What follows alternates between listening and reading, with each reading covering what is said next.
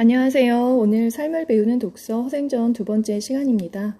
네, 지난 시간 선생님과 함께 18조까지 같이 살펴보았는데요. 네, 오늘 이어서 내용 확인해 보도록 하겠습니다.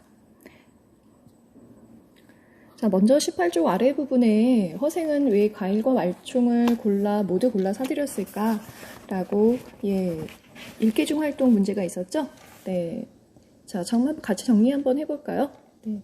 자, 허생이 사재기로 조선 후기 경제구조의 취약성과 문제점을 드러내기 위해서 자, 사재기를 통해서 대추, 배, 감, 과일들을 모두 사들였고요. 네, 그 다음에 말총을 모두 사들였잖아요. 결국 제사를 지내거나 할 때 과일이 꼭 필요했고, 말총은 만건과 갓의 재료이기 때문에 꼭 필요한 물건이었습니다. 결국 사재기를 통해서 10배 넘는 이득을 취할 수 있었고, 결국 조선 후기 경제 구조가 매우 취약하다라는 것을 드러낼 수 있었습니다. 이렇게 정리해 보도록 할게요. 조선 후기 경제 구조의 취약성과 문제점을 드러냈다. 사재기, 매전, 매서. 이렇게 정리하면 될 것 같습니다. 어느 날 허생은 바닷가로 나가 늙은 뱃사공을 붙잡고 은근히 물었다. 영감, 혹시 바다 멀리 사람이 살만한 빈섬 하나 없던가? 있습지요. 제가 언젠가 큰 바람을 만나 서쪽 바다로 줄곧 사흘 밤낮을 가다가 한 섬에 닿았습지요. 아마 사문과 장기의 중간쯤 될 겁니다. 꽃과 잎이 저절로 피어나고 과실과 오이가 철따라 있고 사슴이 떼지어 몰려다니고 물고기가 사람을 보고도 놀라지 않더이다. 허생은 뱃사공의 말을 듣고 더없이 기뻤다. 자네가 나를 그곳으로 인도해 준다면 평생 함께 부귀를 누릴 걸세. 뱃사공은 흔쾌히 허생의 말을 따랐다. 허생은 바람을 타고 줄곧 배를 몰아 마침내 그 섬에 이르렀다. 허생은 섬에서 가장 높은 곳으로 올라가 사방을 둘러보고는 썩 마음에 내키지 않다는 듯 이렇게 말하였다. 땅이 천리도 채 못되니 여기서 무엇을 한단 말인가? 그렇지만 땅이 기름지고 물이 좋으니 아쉬운 대로 부잣집 늙은이 노릇은 할 수 있겠구나.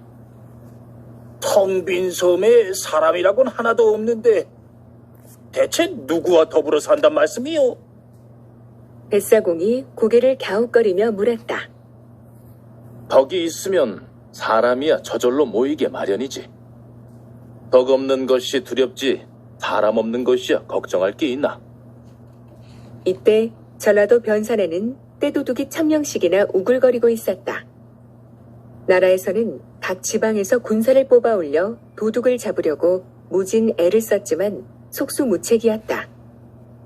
도둑들도 군사들이 진을 치고 있으니 깊은 산속에 틀어박혀 나오지도 못하고 굶어 죽을 판이었다. 네, 보시면 지금 나라에서 각 지방에서 군사를 뽑아 도둑을 잡으려고 무진애를 썼지만 속수무책이었다. 도둑을 잡을 수가 없어서 또 도둑들은 어떻습니까? 군사들이 진을 치고 있으니 깊은 산속에 틀어박혀 나오지도 못하고 굶어 죽을 지경이었다. 그러면 도둑들은 왜 도둑이 되었겠습니까? 가진 게 없는 사람들은 어떻게라도 먹고는 살아야 됐고, 그러니까 남의 것을 훔쳐서 물건을 도둑질할 수밖에 없었던 상황이 된 거죠. 결국 나라의 여러 가지 문제점, 가난으로 인한 또 도둑대들을 해결하기 위한 나라의 여러 가지 걱정들, 이런 것들이 지금 도둑을 만들어냈고 여러 가지 지방에서 골칫거리를 앓게 되었다라는 거죠. 내용 이어서 볼게요. 허생은 변산으로 가서 도둑대의 산채를 찾았다. 그리고 그 우두머리를 만나 이렇게 물었다. 너희들 1000명이 1000양을 노략질해서 나누어 가진다면 한 사람 앞에 얼마씩 돌아가겠느냐? 도둑의 우두머리는 누구를 바보로 아느냐는 듯 눈을 부라렸다. 그거야 한 사람 앞에 한 양씩이지 얼마야? 그럼 너희들에게 아내가 있느냐? 없어. 그럼 논밭은? 논밭 있고 마누라 있으면 도둑질은 왜 해? 정말 그렇다면 왜 아내 얻고 집 짓고 소 사서 농사 지을 궁리를 안 하느냐? 그러면 도둑놈이라는 더러운 말도 안 들을 테고 아내와 자식 낳고 사는 재미가 절로 나고 자기 마음대로 나돌아다녀도 누구한테 잡혀갈 걱정도 없을 테니 얼마나 좋으냐? 그렇게 잘 먹고 잘 살 수 있는 귀를 두고 왜 이렇게 지낸단 말이냐? 누구 약 올리는 거냐 지금? 누가 그걸 몰라서 이러고 있나? 돈이 없으니까 그렇지. 네. 자, 지금 도둑들과 허생의 대화인데요. 자, 도둑들은 어떻습니까? 돈이 없으니까 그렇지. 네. 지금 누구 약 올리냐? 누가 그걸 몰라서 그러냐? 자, 땅이 없으니 농사를 지을 수도 없고, 또 돈이 없으니 소를 살 수도 없고, 예, 정말, 그러면 살 집도 없고, 그러니까 아내와 만나서 자식을 낳고, 또 농사를 지으며 살 생각을 할 수가 없는 거죠. 엄두를 낼 수가 없는 겁니다. 그랬더니 허생이 꼴꼴 웃으면 이제 이야기가 이어지네요. 네, 다시 또 내용 보도록 할게요. 허생은 그제야 껄껄껄 웃으며 말하였다. 명색이 도둑질을 한다면서 돈이 없다는 게 말이 되나? 정 그렇다면 내가 마련해 주지. 내일 바닷가에 나오면 붉은 깃발을 단 배들이 보일 게야. 모두 돈을 가득 실은 배지. 와서 자네들이 갖고 싶은 만큼 마음대로 가져가게. 웃으며 말하였다. 명색이 도둑질을 한다면서 돈이 없다는 게 말이 되나? 정 그렇다면 내가 마련해 주지. 내일 바닷가에 나오면 붉은 깃발을 단 배들이 보일 게야. 모두 돈을 가득 실은 배지. 와서 자네들이 갖고 싶은 만큼 마음대로 가져가게. 허생은 이렇게 말한 뒤에 총총히 가버렸다. 도둑들은 모두 허생을 미친놈이라고 비웃었다. 그럼 읽기 중 활동 20쪽 옆에 보도록 할게요. 도둑들이 허생과 이야기한 뒤 허생을 비웃은 까닭은 무엇일까? 왜 도둑들이 허생을 비웃었을까요? 네. 자, 그가 얘기한 말이, 야, 내일 바닷가에 나오면 붉은 깃발을 단 배들이 보일 거야. 돈을 가득 실은 배니까 자네들이 와서 갖고 싶은 만큼 가져가게 라고 얘기를 했습니다. 자, 과연 실현 가능성이 있는 제안일까요? 네. 실현 가능성이 없는 황당한 제안이라 라고 생각했기 때문에, 또는 허생의 말을 믿지 않았기 때문에 라고 정리할 수 있겠네요. 자, 도둑들이 돈이 없다는 게 말이 되냐 하면서 내가 그걸 마련해 주겠다라고 호언장담합니다. 누가 그 말을 믿겠습니까? 그죠? 네. 그럼 뒤에 이야기 어떻게 이어지는지 다시 이어서 보도록 하겠습니다. 도둑들은 혹시나 하는 마음에 바닷가로 나가보았다.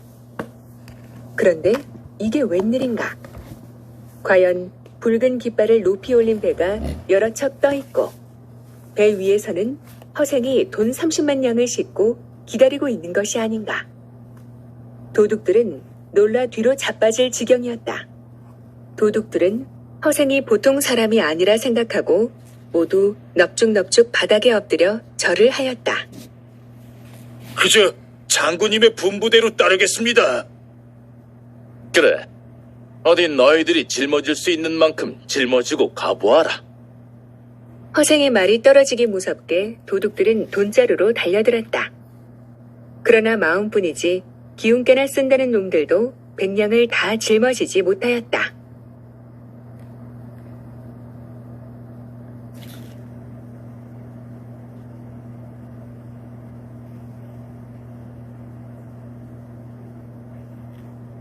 넙죽넙죽 바닥에 엎드려 절을 하였다. 그저 장군님의 분부대로 따르겠습니다. 자, 네, 보시면 그저 장군님의 분부대로 따르겠습니다. 도둑들이 허생을 어떻게 대했습니까? 처음에는 허생의 말을 믿지 않고 비웃었죠? 예, 근데 정말 나와봤더니 바다에 돈을 가득 실은 배를 가지고 왔습니다. 네, 뭐라고 하고 있습니까? 네, 장군님이라고 부르고 있죠? 네, 그리고 바닥에 넙죽넙죽 엎드려 절을 하고 있다.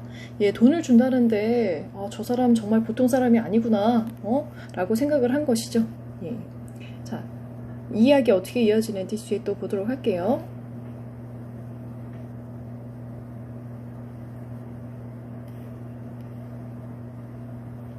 백냥도 채 짊어지지 못하는 놈들이 무슨 도둑질을 한단 말이냐?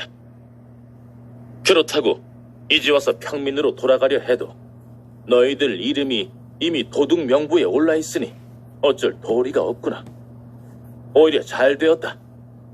내 여기서 기다릴 테니 한 사람 앞에 100냥씩 가지고 가서 결혼할 여자와 소 한 마리씩을 구해오너라. 허생의 말이 채 끝나기도 전에 도둑들은 예의하고는 저마다 돈자루를 짊어지고 얼쑤 좋다 하며 뿔뿔이 흩어졌다. 허생은 2,000명이 1년 동안 먹을 양식을 마련해가지고 도둑들을 기다렸다. 약속한 날짜에 맞추어 도둑들은 저마다 여자는 걷게 하고 소는 몰고 또는 여자를 소 등에 태우고 돌아왔다. 허생은 이들을 모두 배에 태우고 빈 섬으로 갔다. 허생이 떼도둑을 한꺼번에 몽땅 쓸어가 버리니 나라는 하루아침에 씻은 듯이 조용해졌다. 자, 보시면 허생이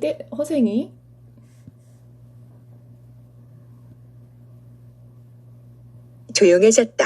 도둑들은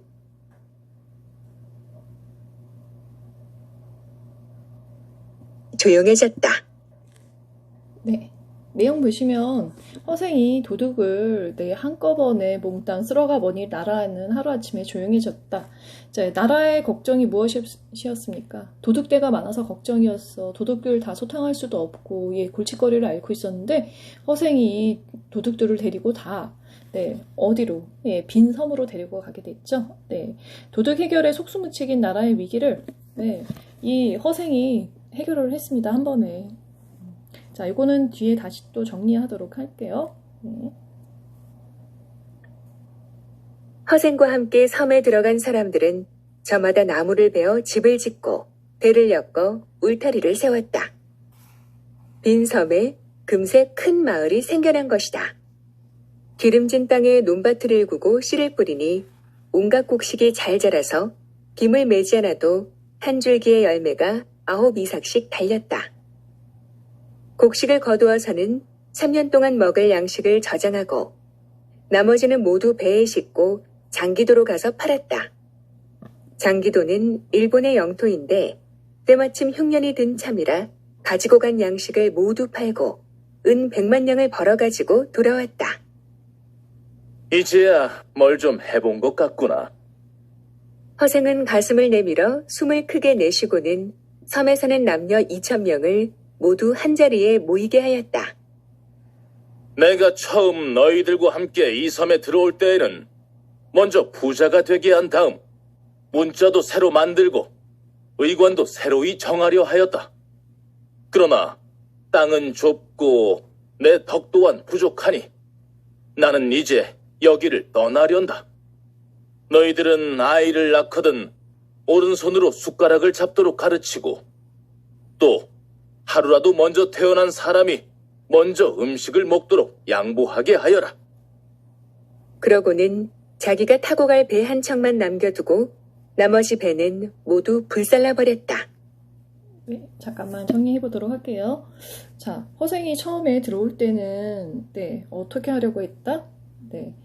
부자 사람들을 먼저 부자로 만든 다음 그 다음에 새로 문자도 익히게 하고 의관도 새로 정리하려고 하였으나 그렇지 못하였다. 그죠? 그래서 어떻게 하려고 합니까? 본래의 계획대로 되지 않았기 때문에 땅은 좁고 또 덕이 부족하여 땅은 좁고 덕이 부족하여 이제 떠나려고 합니다. 허생이 처음에 계획했던 목표를 세우지 못하고 그렇기 때문에 이 섬을 떠나려고 합니다. 그런데 그 남아있는 사람들에게 그 도둑들에게 뭐라고 합니까? 자, 너희는 아이를 낳거든 오른손으로 숟가락을 잡고 하루라도 먼저 태어난 사람이 먼저 음식을 먹도록 양보하게 하여라. 여기서 기본적인 인간의 예절, 예의 범절, 양보의 미덕을 가르치려고 하고 있습니다. 결국 이 부분 여기부터 여기 허생의 대사에서요. 정리해 보도록 할게요. 자, 백성의 생활이 먼저 윤택해야지. 우리는 돈이 없으면 먹고 살 걱정, 의식주라고 하죠. 아주 가장 기본적인 먹고 입고 그리고 살 거주 공간이 있어야지만 하는데 그것이 해결되지 않았을 때, 자, 백성들은 어떻게 됩니까? 네, 도둑이 되어버리고, 네, 거리를 전전할 수밖에 없게 되죠. 네. 자, 여기서 어떤 작가의 의식이 드러나 있는데요. 네. 먼저 백성의 생활이, 일단 정리해 볼게요.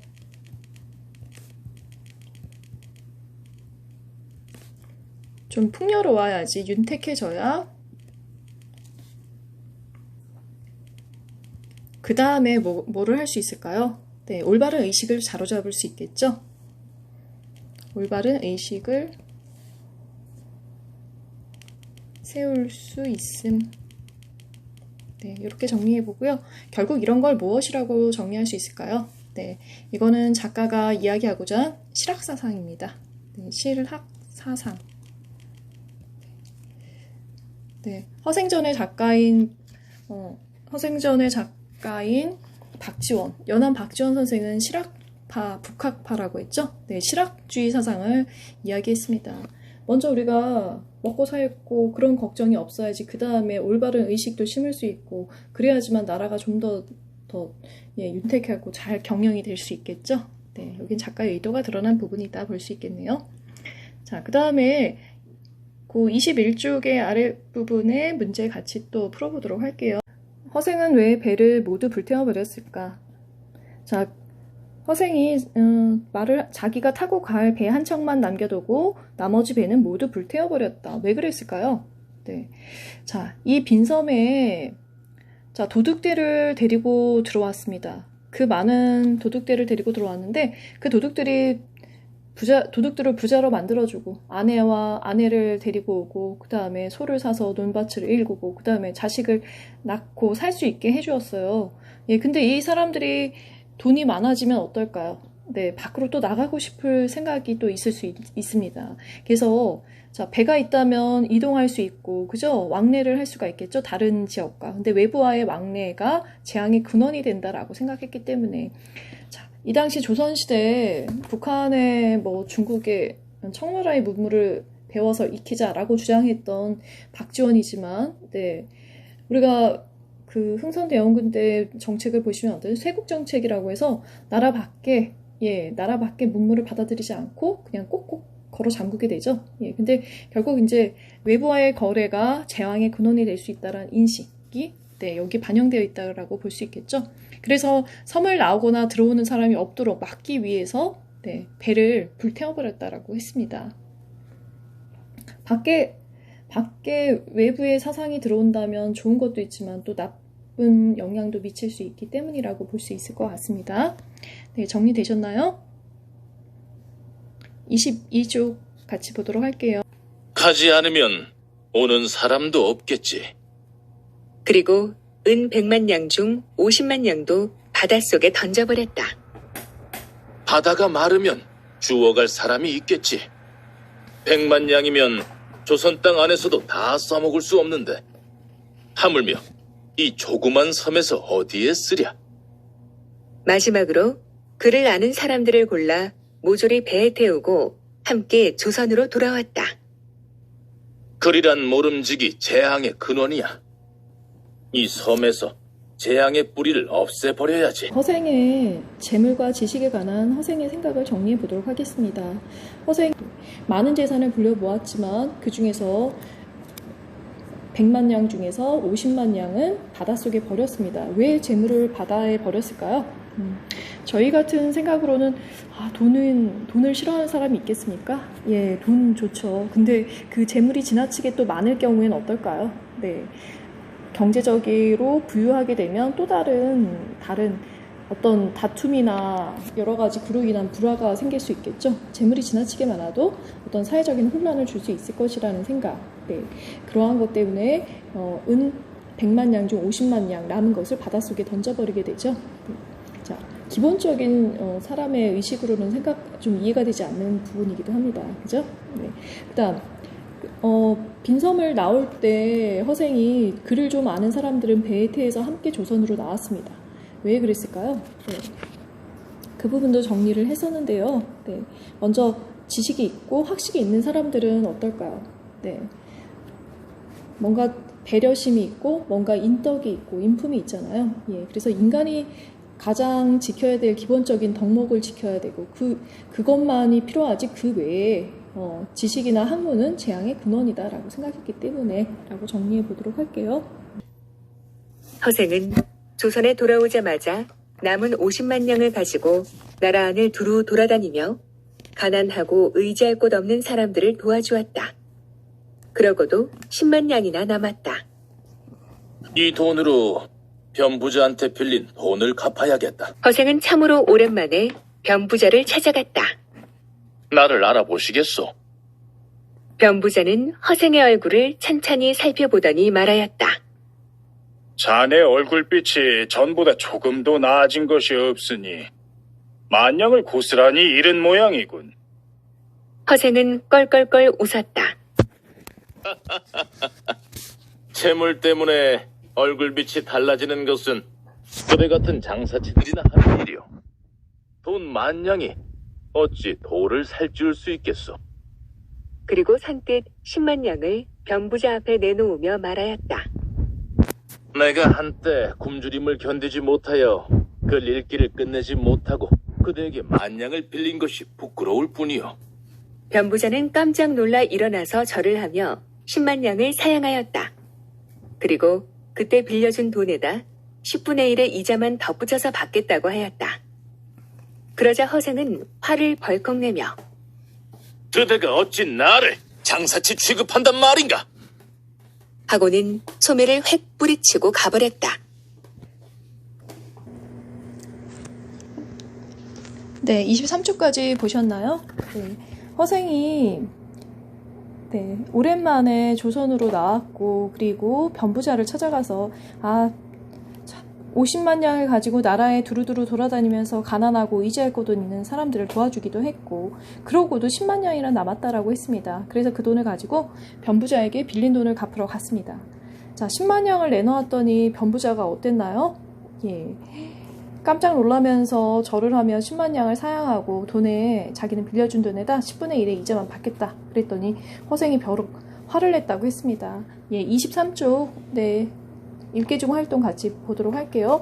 허생이 변부자에게 화를 내고 가버린 까닭은 무엇일까? 왜 화를 내었을까요? 네, 허생은 거기다 뭐라고 했어요? 그대가 어찌 나를 장사치 취급한단 말이오 라고 했죠. 네, 허생은 글을 읽는 선비이고 학자이지 장사치는 아닙니다. 그죠? 네, 장사치의 계산법에 따라서 허생을 대하는 것에 몹시 화가 났기 때문이다. 이렇게 적어보면 될까요? 장사하는 사람들은 꼭 그 돈의 이윤을 따지고 자신의 이익이 얼마나 남을지 항상 그런 부분을 계산하잖아요. 하지만 허생은 그렇지 않죠. 네, 만냥을 빌려서 10만 냥으로 갚았습니다. 10배를 갚았으니 굉장히 큰 이익이죠. 그렇지만 변부자는 또 그걸 받지 않았습니다. 왜 그랬을까요? 허생은 장사치와 달리 재물에 욕심이 없었기 때문이다 라고 볼 수 있겠네요. 자, 허생이 데려갔던 도둑들을 모두 잘 먹고 잘 살 수 있게 했고 나라 안에서 가난하고 의지할 곳 없는 사람들을 아무런 보상 없이 대가 없이 도와주기도 했고 그런 면에서 보면 허생은 장사치로는 볼 수 없다. 재물에 욕심이 있다 라고 볼 수 없겠죠. 자, 그러면 여기까지 정리해 보도록 하겠습니다. 변부자는 붙잡아 봐야 소용없을 줄 알고 가만히 허생의 뒤를 따라가 보았다. 허생은 곧장 남산 아래 골짜기로 들어가더니 다 쓰러져가는 처가집으로 들어갔다. 마침 한 할멈이 우물가에서 빨래를 하고 있었다. 저 집이 누구 집이요? 변부자는 할멈에게 은근히 물었다. 허생원 댁이요. 가난한 살림에 늘 글만 읽더니 하루아침에 집을 나가 5해가 지나도록 안 돌아온다오. 안 사람이 혼자 남아 집 떠난 그날을 제삿날로 알고 제사를 지낸다오. 할멈은 혀를 끌끌 찼다. 변부자는 그제야 그 손님의 성이 허씨라는 것을 알고 길게 한숨을 내쉬고 돌아갔다. 이튿날 변부자는 받은 돈 10만 냥을 모두 가지고 가서 다시 돌려주려 하였다. 그러나 허생은 끝내 받지 않았다. 내가 부자가 되고 싶었다면 굳이 100만 양을 다 버리고 10만 양을 갖겠소. 좀 그렇다면 내가 이제부터 그대에게 의탁하고 밥을 먹겠으니 자주 와서 나를 좀 돌봐주시오.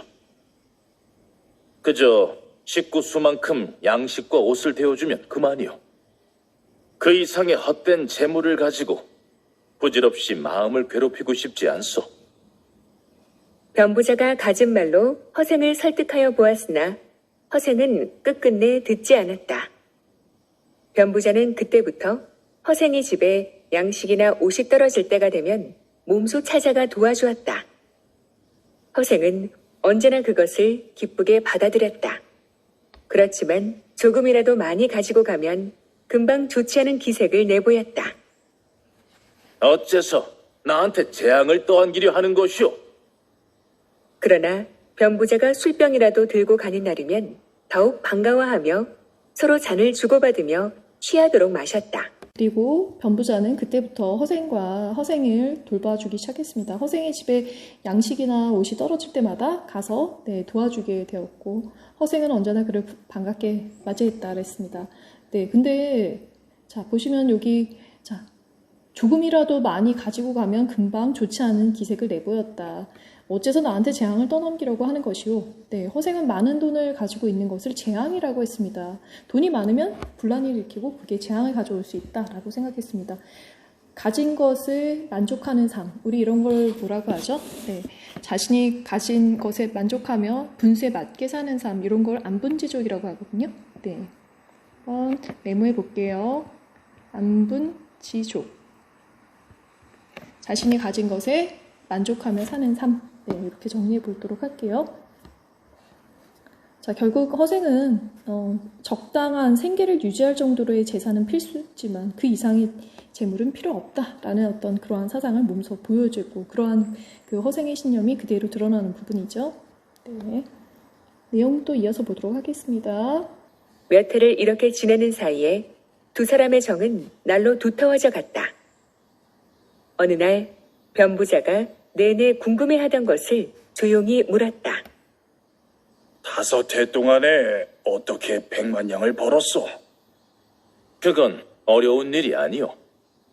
우리 조선은 외국과 무역이 적고 수레가 나라 안을 두루 돌아다니지 못하는 까닭에 모든 물건이 한자리에서 나고 한자리에서 소비되지요. 1000양은 적은 돈이니 그 돈으로는 한 가지 물건을 몽땅 사들여 독점할 수는 없겠지. 하지만 그것을 100냥씩 10로 쪼개면 10가지 물건을 골고루 살 수가 있어. 단위가 적으면 그만큼 돈을 굴리기가 쉬우니 한 가지 물건에서 실패를 보더라도 다른 9가지 물건으로 재미를 볼 수 있지 않겠소. 이게 바로 장사치들이 이익을 남기는 방법이 아니겠소. 그러나 만냥을 가진다면 수레째로 몽땅 살 수 있고, 배에 실린 물건이면 배째로 몽땅 살 수 있고, 한 고울에 가득 찬 물건이면 온 고울을 통틀어 살 수 있지. 마치 그물로 한꺼번에 끌어 모으듯이 나라 안의 물건을 몽땅 사들일 수 있단 말이오. 이렇게 한 가지 물건을 독점해버린다면 그 물건이 동이 나면서 장사치들도 어떻게 손을 써볼 도리가 없겠지. 그렇게 되면 값이 천정부지로 뛰는 게지. 그러니까 만냥을 가지고 100만 양을 버는 것은 어려운 일이 아니오. 그러나 이것은 백성들을 못 살게 하는 방법이지.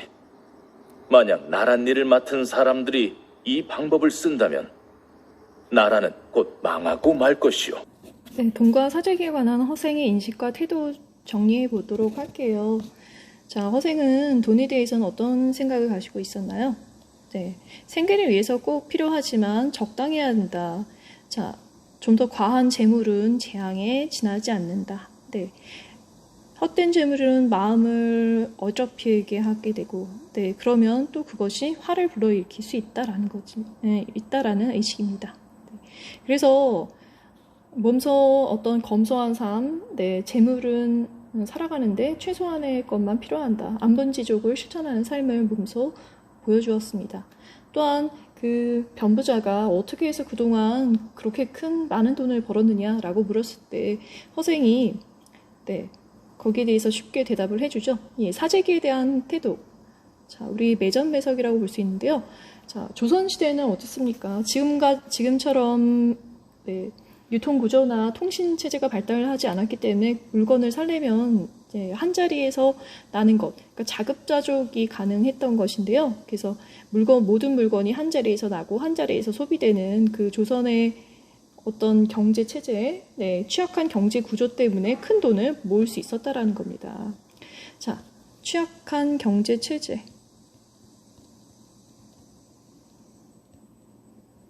경제 구조라고 적어볼게요.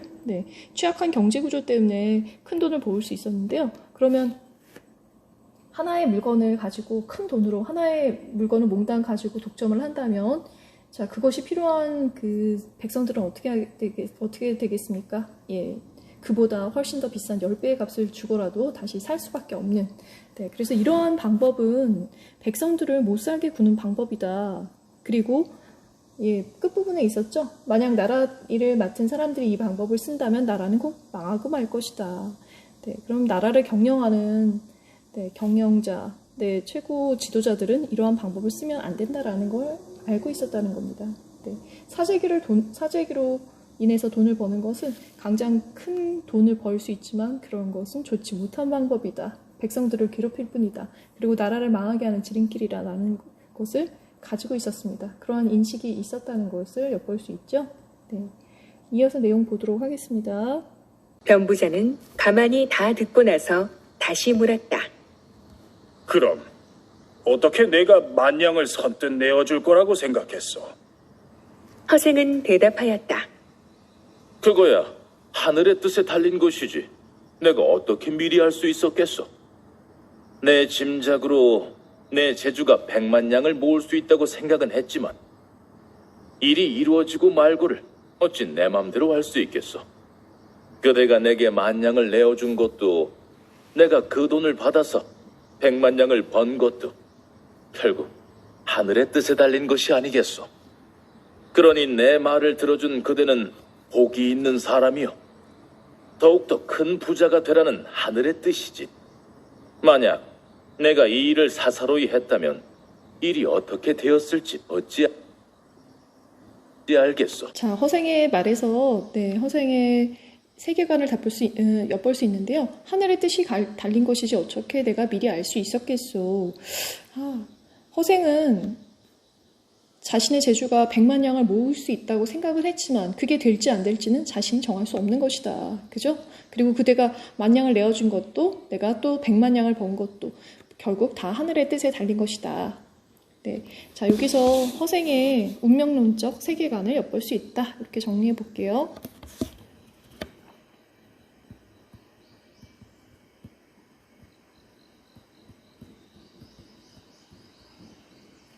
허생의 운명론적 세계관. 하늘의 뜻에 달렸다. 모든 것이 하늘의 명이다. 거기에 따라 살아갈 수밖에 없다라는 것.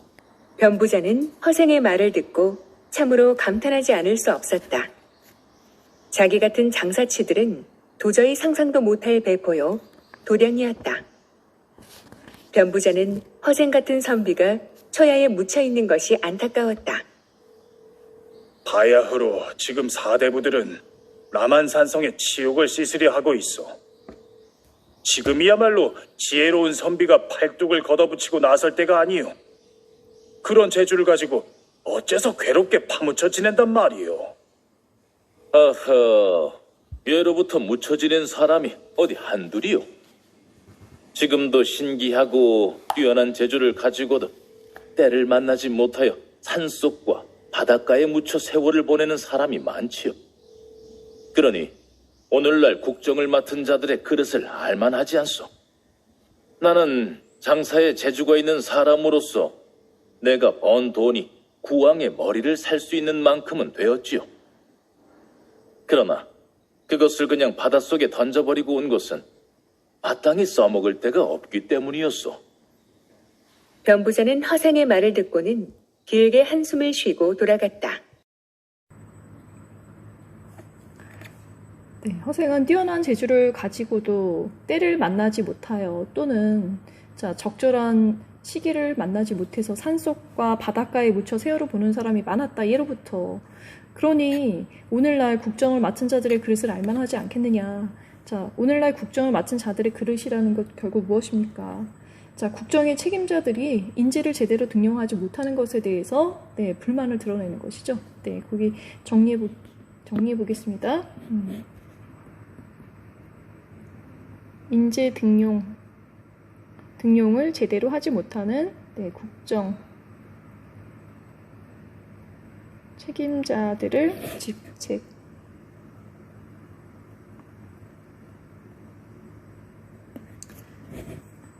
지금도 그렇지만 어떤 사람을 어디에다 기용하고 어디에다 써야 될지 우리 적재적소라는 말이 있는데요. 인재도 마찬가지로 사람도 어떤 사람은 어디에다가 또 어떤 사람은 어떠한 부서, 어떠한 일을 맡겨야 될지 이것은 국정을 운영하는 최고 책임자들, 결국 왕 그리고 정치를 하는 사람들이 그러한 사람들을 제대로 된 인재들을 가져다 써야 되는데 그렇지 못하다라는 것을 지금 이야기하는 것입니다.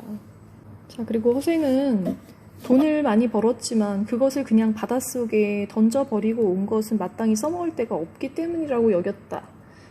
결국 10,000냥을 가지고 10만 냥을 벌었고 또 은 100만 냥까지 벌게 되었습니다. 허생은 굉장히 큰 돈을 벌었는데요. 그 돈을 벌게 된 배경에는 조선의 경제 기반이 아주 취약했다라는 그러한 문제점이 있었다라는 거죠. 그런 것을 반증해주는 하나의 사례가 되지 않습니까? 그래서 결국 허생은 조선의 경제 기반에 대한 어떤 비판과 또 국정 책임자들에 대한 질책을 하고 있다라고 볼 수 있겠네요. 조선의 인재 등용에 대해서 비판하는 허생의 대사를 통해서 비판하고 있다라는 걸 허생의 대사를 통해서 알 수 있습니다. 이어서 내용 보겠습니다. 한숨을 쉬고 돌아갔다. 변부자는 오래전부터 이완과 친분이 있는 사이였다. 때마침 이완이 어영대장이 되어 변부자를 찾아왔다.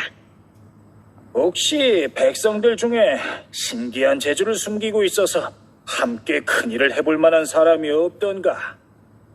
변부자는 즉시 허생의 이야기를 해주었다.